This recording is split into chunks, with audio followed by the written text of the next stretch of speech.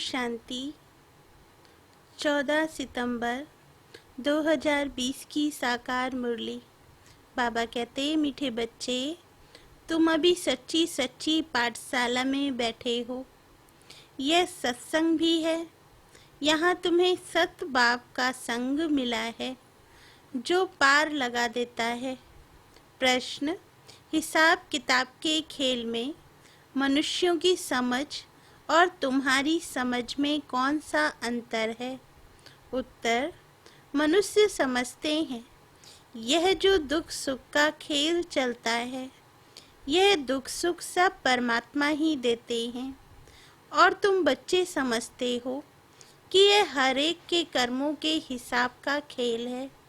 बाप किसी को भी दुख नहीं देते, वे तो आते ही हैं सुख का रास्ता बताने। बाबा कहते हैं, बच्चे, मैंने किसी को भी दुखी नहीं किया है, यह तो तुम्हारे ही कर्मों का फल है। गीत इस पाप की दुनिया से। ओम शांति। बाबा कहते, मीठे मीठे रूहानी बच्चों ने गीत सुना। किसको पुकारते हैं? बाप को। बाबा आकर इस पाप की कलयुगी दुनिया से सतयुगी पुण्य की दुनिया में ले चलो। अभी जीव आत्माएं सब कलयुगी हैं, उन्हों की बुद्धि ऊपर जाती है। बाप कहते हैं, मैं जो हूँ, जैसा हूँ, ऐसा कोई नहीं जानते हैं। ऋषि मुनि आदि भी कहते हैं, हम रचयिता मालिक अर्थात बेहद के बाप और उनकी बेहद की रचना के आदि मध्य अंत को नहीं जानते हैं।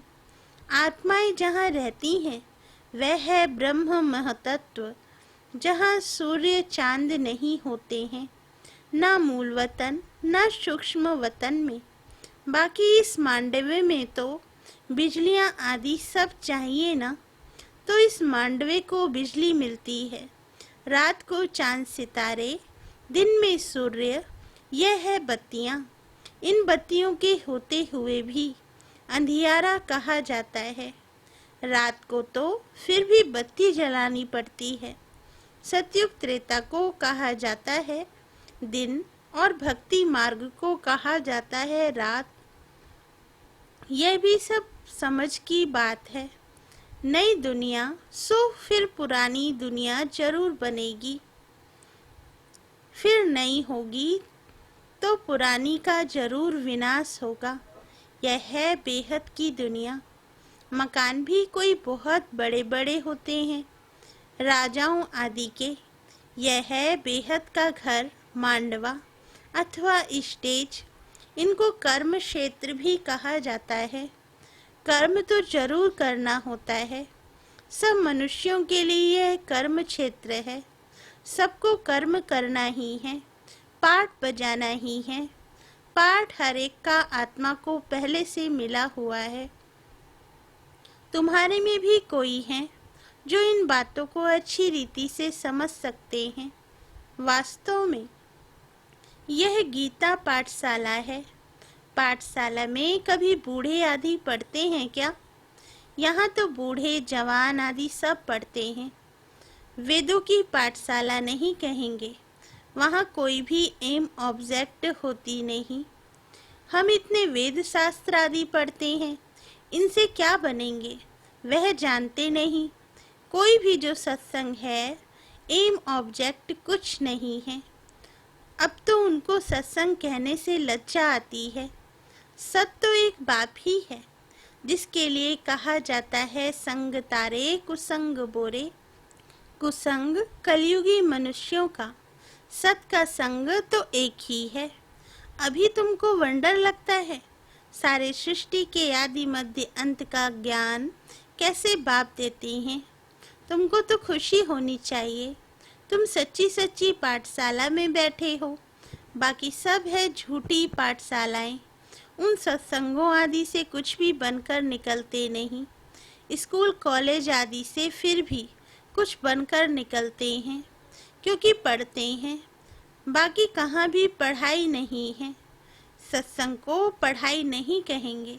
शास्त्र आदि तो पढ़कर फिर दुकान खोल बैठते हैं। पैसा कमाते हैं, ग्रंथ थोड़ा सीखकर गुरुद्वारा खोल बैठ जाते हैं। गुरुद्वारे भी कितने खोलते हैं। गुरु का द्वार अर्थात घर कहेंगे ना। फाटक खुलता है, वहाँ जाकर शास्त्र आदि पढ़ते हैं। तुम्हारा गुरुद्वारा है।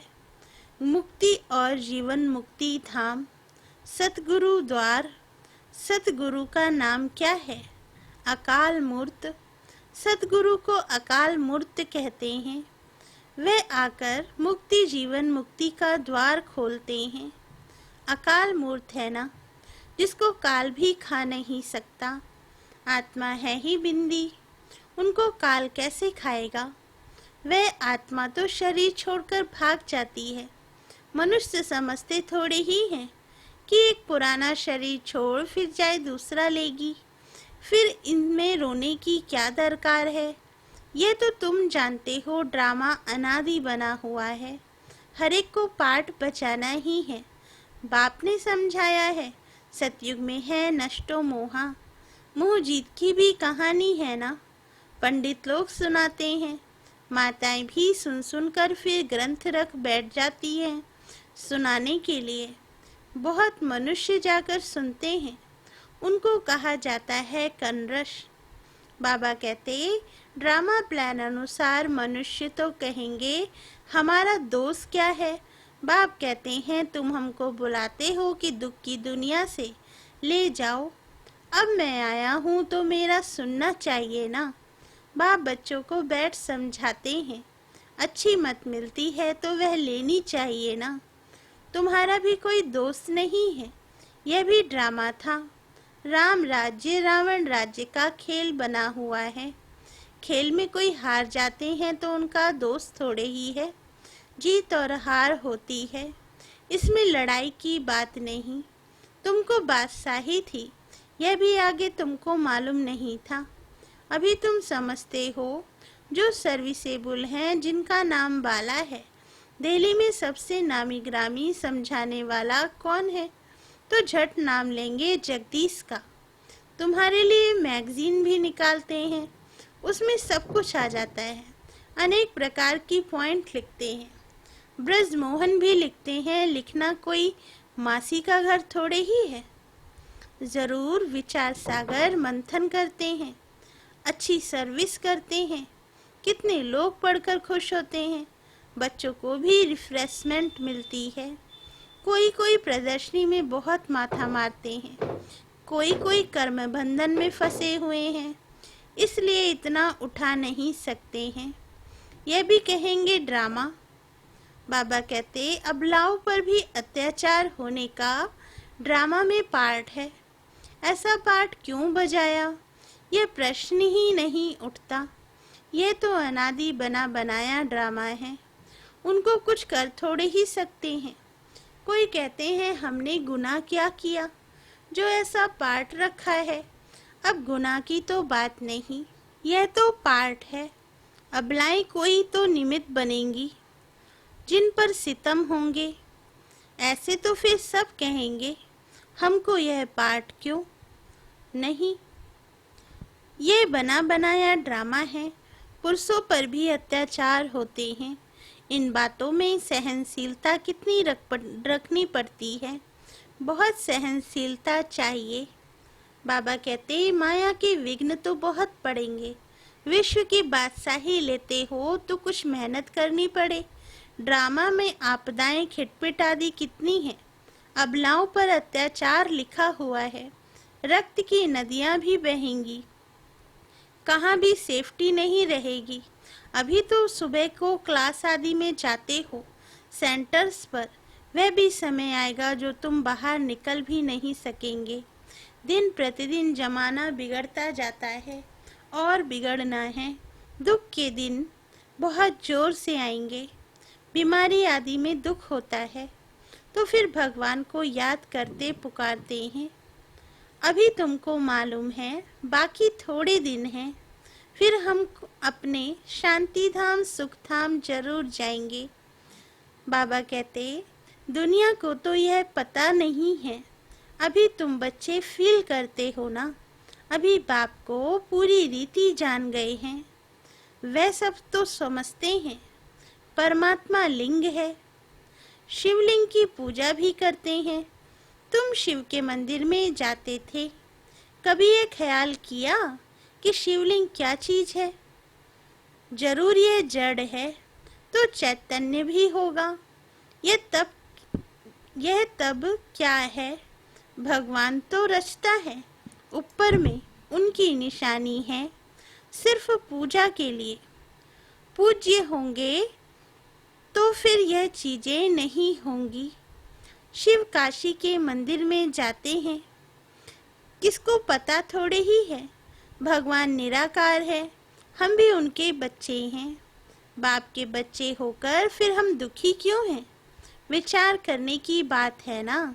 आत्मा कहती है हम परमात्मा की संतान हैं, फिर हम दुखी क्यों हैं? बाप तो है ही सुख देने वाला, बुलाते भी हैं, हे भगवान हमारे दुख मिटाओ। वे कैसे मिटाएं? दुख सुख यह तो अपने कर्मों का हिसाब है। मनुष्य समझते हैं सुख का एवजा, सुख दुख का एवजा। दुख परमात्मा ही देते हैं, उन पर रख देते हैं। बाप कहते हैं मैं कभी दुख नहीं देता हूँ, मैं तो आधा कल्प के लिए सुख देकर जाता हूँ। यह फिर सुख और दुख का खेल है। सिर्फ सुख का ही खेल होता फिर तो यह भक्ति आदि कुछ ना हो। भगवान से मिलने के लिए ही ये भक्ति आदि सब करते हैं ना। अब बाप बैठ सारा समाचार सुनाते हैं। बाप कहते हैं तुम बच्चे कितने भाग्यशाली हो। उन ऋषि मुनियों आदि का कितना नाम है। तुम हो राज ऋषि, वह है हठयोग ऋषि। ऋषि अर्थात पवित्र। तुम स्वर्ग के राजा बनते हो तो पवित्र जरूर बनना पड़े।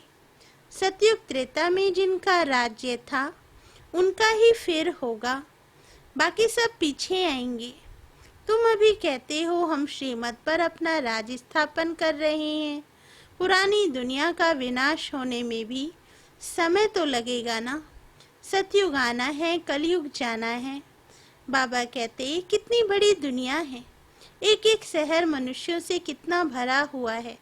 धनवान आदमी दुनिया का चक्र लगाते हैं, परंतु यहाँ सारी दुनिया को कोई देख ना सके। हाँ, सतयुग में देख सकते हैं, क्योंकि सतयुग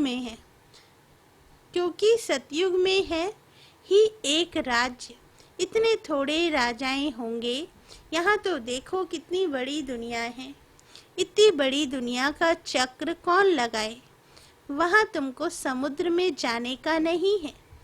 वहाँ सिलोन, बर्मा आदि होंगे नहीं, कुछ भी नहीं। यह कराची नहीं होगी।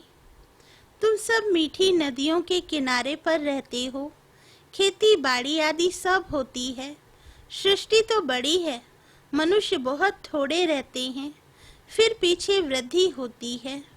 फिर वहाँ जाकर अपना राज्य स्थापन किया, धीरे धीरे हब करते गए, अपना राज्य स्थापन कर दिया। अभी तो सबको छोड़ना पड़ता है। एक भारत ही है जिसने किसी का भी राज्य छीना नहीं है, क्योंकि भारत असल में अहिंसक है ना। भारत ही सारी दुनिया का मालिक था और सब पीछे आए हैं जो टुकड़े टुकड़े लेते गए। तुमने कोई हप नहीं किया है, अंग्रेजों ने हप किया है। तुम भारतवासियों को तो बाप विश्व का मालिक बनाते हैं। तुम कहाँ गए थोड़े ही हो। तुम बच्चों की बुद्धि में ये सारी बातें हैं। बूढ़ी माताएं तो इतना सब समझ ना सकें। बाप कहते हैं अच्छा है जो तुम कुछ भी पढ़ी नहीं हो। पढ़ा हुआ सब बुद्धि से निकलना पड़ता है। पढ़ा हुआ सब बुद्धि से निकालना पड़ता है।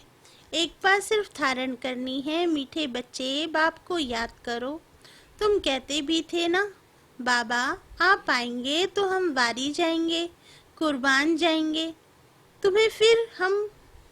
तुम्हें फिर हमारे पर कुर्बान जाना है। लेन देन होती है ना। शादी के टाइम स्त्री पुरुष एक दो के हाथ में नमक देते हैं। बाप को भी कहते हैं हम पुराना सब कुछ आपको देते हैं।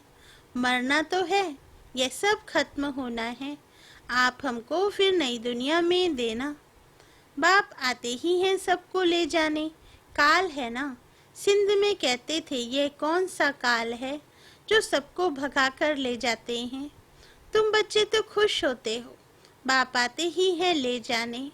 हम तो खुशी से अपने घर जाएंगे, सहन भी करना पड़ता है। अच्छे अच्छे बड़े बड़े घर की माताएं मारे खाती हैं। तुम सच्ची कमाई करते हो, मनुष्य थोड़े ही जानते हैं। वह है ही कलयुग शूद्र संप्रदाय। तुम हो संगम युगी, पुरुषोत्तम बन रहे हो।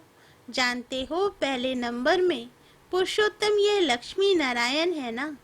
फिर डिग्री कम होती जाएगी, ऊपर से नीचे आते रहेंगे, फिर आहिस्ते आहिस्ते गिरते रहेंगे। इस समय सब गिर चुके हैं।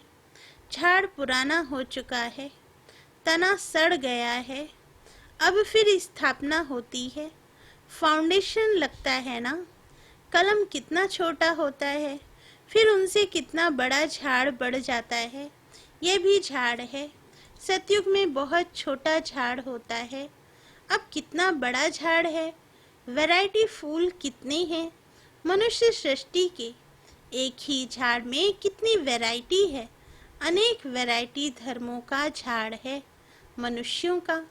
एक सूरत न मिले दूसरे से, बना बनाया ड्रामा है ना। एक जैसा पार्ट कोई का हो नहीं सकता। इनको कहा जाता है कुदरती बना बनाया बेहद का ड्रामा। इनमें भी बनावट बहुत है। जो चीज़ रियल होती है वह खत्म भी होती है। फिर 5000 वर्ष के बाद रियलिटी में आएंगे। चित्र आदि भी कोई रियल बने हुए थोड़े ही हैं। ब्रह्मा की भी शक्ल फिर 5000 वर्ष बाद तुम देखेंगे। इस ड्रामा के राज को समझने में बुद्धि बड़ी विशाल चाहिए। और कुछ ना समझो, सिर्फ एक बात बुद्धि में रखो, एक शिव बाबा दूसरा ना कोई। ये आत्मा ने कहा, बाबा हम आपको ही याद करेंगे। यह तो सहज है ना। हाथों से कर्म करते रहो और बुद्धि से बाप को याद करते रहो। अच्छा, मीठे मीठे सिकिल दे बच्चों प्रति माता पिता बाप दादा का याद प्यार और गुड मॉर्निंग। रूहानी बाप की रूहानी बच्चों को नमस्ते। धारणा के लिए मुख्य सार। पहला पॉइंट, सहनशीलता का गुण धारण कर माया के विघ्नों में पास होना है। अनेक आपदाएं आएंगी, अत्याचार होंगे। ऐसे समय पर सहन करते बाप की याद में रहना है। सच्ची कमाई करनी है। सेकंड पॉइंट, विशाल बुद्धि बन इस बने बनाए ड्रामा को अच्छी रीति समझना है। ये कुदरती ड्रामा बना हुआ है, इसलिए प्रश्न उठ नहीं सकता। बाप जो अच्छी मत देते हैं उस पर चलते रहना है। वरदान, बाप समान वरदानी बन, हर एक के दिल को आराम देने वाले मास्टर दिलाराम भव। वरदान का सार, जो बाप समान वरदानी मूर्त बच्चे हैं वे कभी किसी की कमजोरी को नहीं देखते। वे सबके ऊपर रहम दिल होते हैं। जैसे बाप किसी की कमजोरियां दिल पर नहीं रखते, ऐसे वरदानी बच्चे भी किसी की कमजोरी दिल में धारण नहीं करते। वे हर एक की दिल को आराम देने वाले मास्टर दिलाराम होते हैं।